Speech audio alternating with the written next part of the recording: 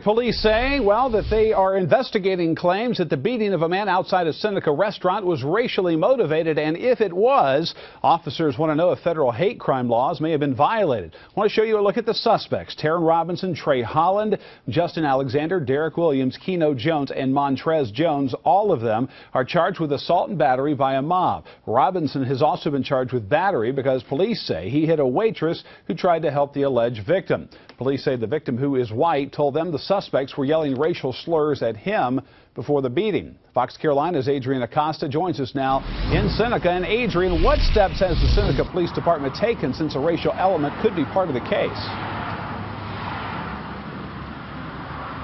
Now, police say that after what happened at the Applebee's behind me, they've asked the FBI to look the case over to see if any federal hate crime laws have been broken.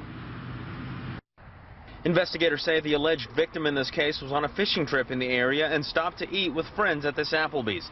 Chief John Covington says the trouble started when the man tried to leave and was approached by a large group of African-American men.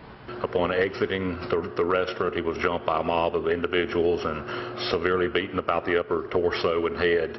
And the reports were that racial slurs were being used towards the victim. Covington says at this point it seems the attack was unprovoked. He says at the scene someone did tell investigators that the alleged victim used the N-word, but investigators have not been able to confirm that. The person refused to give their name and give a statement, therefore it remains uncorroborated.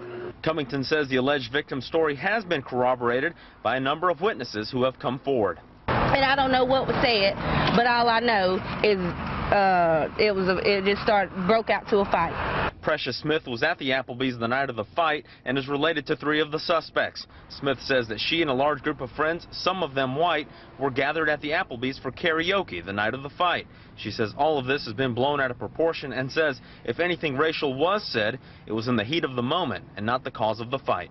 We are very open-hearted people. We are not going to hurt nobody unless they mess with us. We have all kind of friends. That's the way I feel about it. I'm not racist.